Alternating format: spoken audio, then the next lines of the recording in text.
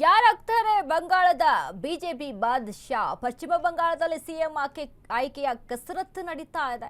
ಹಿಂದೆ ಪಶ್ಚಿಮ ಬಂಗಾಳದ ನೂತನ ಸಿಎಂ ಆಯ್ಕೆ ಆಗುವಂತದ್ದು. ಪಶ್ಚಿಮ ಬಂಗಾಳದಲ್ಲಿ ಸಿಎಂ ಆಯ್ಕೆ ಕಸರತ್ತು. ಯಾರಾಗ್ತಾರೆ ಬಂಗಾಳದ ಬಿಜೆಪಿ ಬಾದಶಾ? ಹಿಂದೆ ಪಶ್ಚಿಮ ಬಂಗಾಳದ ನೂತನ ಸಾರಥಿ ಆಯ್ಕೆ ಆಗುತ್ತಾ? ಕೆಲವೇ ಕ್ಷಣಗಳಲ್ಲಿ ಬಿಜೆಪಿ ಶಾಸಕಾಂಗ ಸಭೆ ಆರಂಭ. ಕೇಂದ್ರ ಸಚಿವ ಅಮಿತ್ ಶಾ ನೇತೃತ್ವದಲ್ಲಿ ಮೀಟಿಂಗ್. ಶಾಸಕರ ಅಭಿಪ್ರಾಯ ಹೈಕಮಾಂಡ್ ಸಂದೇಶ ಮಂಡನೆ.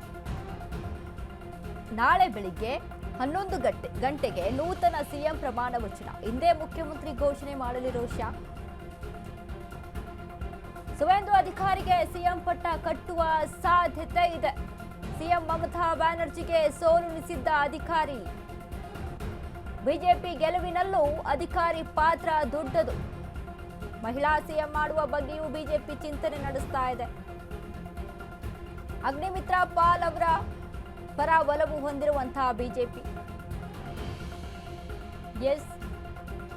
ಒಂದ್ ಕಡೆ ಮಹಿಳೆಯರ ಸಬಲೀಕರಣದ ಬಗ್ಗೆ ಮಾತನಾಡುವಂತ ಪ್ರಧಾನಿ ನರೇಂದ್ರ ಮೋದಿ ಅವರು ಈಗ ಪಶ್ಚಿಮ ಬಂಗಾಳದಲ್ಲಿ ಏನು ಮಮತಾ ಬ್ಯಾನರ್ಜಿ ಅವರ ಹೈಪು ಯಾವ ರೀತಿಯಾಗಿ ನಡೆಸ್ಕೊಂಡ್ ಬಂದಿದ್ರು ಆ ಒಂದು ನಿಟ್ಟಿನಲ್ಲಿ ಮತ್ತೆ ಅದೇ ಸ್ಥಾನಕ್ಕೆ ಮಹಿಳೆಯನ್ನ ರೀಪ್ಲೇಸ್ಮೆಂಟ್ ಮಾಡೋದು ಅನ್ನುವಂಥ ನಿಟ್ಟಿನಲ್ಲಿ ಏನಾದರೂ ಬದಲಾವಣೆ ಮಾಡ್ತಾರಾ ಅಂತ. ಯಾಕಂದ್ರೆ ಅಗ್ನಿಮಿತ್ರ ಪಾಲ್ ವಿಚಾರಕ್ಕೆ ನಾವು ಮಾತನಾಡಿದ್ರೆ ಸ್ಟ್ರೀಟ್ ಲೆವೆಲಲ್ಲಿ ಇಳಿದು ಪ್ರೊಟೆಸ್ಟ್ನ ಮಾಡಿದಂಥವ್ರು, ಎಲ್ಲರೂ ಕೂಡ ಜನಸಾಮಾನ್ಯರ ಪರವಾಗಿ ನಿಂತಂಥವ್ರು, ಒಂದಿಷ್ಟು ಹಿಸ್ಟ್ರಿಗಳ ದಾಖಲೆಗಳಿದಾವೆ ಅವರ ವಿಚಾರಕ್ಕೆ ಮಾತನಾಡಿದ್ರೆ. ಇನ್ನು ಸುವೇಂದು ಅಧಿಕಾರಿ ಪಕ್ಷಕ್ಕಾಗಿ ಅಷ್ಟೇ ಕೆಲಸ ಮಾಡಿದ್ದಾರೆ.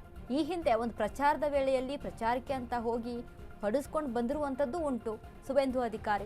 ಸೊ ಹೀಗಾಗಿ ಇವೆಲ್ಲವೂ ಕೂಡ ಮುನ್ನೆಲೆಗೆ ತೆಗೆದುಕೊಂಡು ಆಯ್ಕೆ ಯಾರ್ದು ಅನ್ನುವಂಥದ್ದು ಇಲ್ಲಿ ಪ್ರಶ್ನೆ.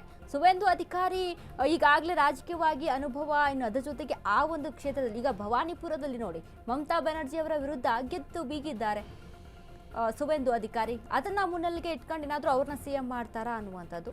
ಇನ್ನು ಮಹಿಳೆಯರ ಸಬಲೀಕರಣ ವಿಚಾರಕ್ಕೆ ಸಂಬಂಧಪಟ್ಟಂತೆ, ಯಾಕಂದ್ರೆ ಈಗೇನು ಒಂದು ಕೇಂದ್ರದಲ್ಲಿ ಒಂದು ಮಹಿಳೆಯರ ಸಬಲೀಕರಣ ವಿಚಾರದಲ್ಲಿ ಮಹಿಳೆಯರ ಯೋಜನೆಗೆ ವಿಚಾರಕ್ಕೆ ಸಂಬಂಧಪಟ್ಟಂತೆ ಒಂದು ಯೋಜನೆಯನ್ನ ತೆಗೆದುಕೊಂಡು ಬರುತ್ತಲ್ಲ ಬಿಜೆಪಿ, ಅದಕ್ಕೆ ವಿರೋಧಗಳು ವ್ಯಕ್ತ ಆಗುತ್ತೆ. ವಿರೋಧಗಳು ವ್ಯಕ್ತ ಆದಂಥ ಸಂದರ್ಭದಲ್ಲಿ ಪಶ್ಚಿಮ ಬಂಗಾಳದ ಸರ್ಕಾರ ಮತ್ತು ಕಾಂಗ್ರೆಸ್ನ ವಿರೋಧ ಪಕ್ಷ ಎರಡೂ ಸೇರಿಕೊಂಡು ಅಲ್ಲಿ ಸಂಖ್ಯಾಬಲ ಆಗಿ ಇದನ್ನ ಕಡೆಗಣಿಸ್ತಾರೆ.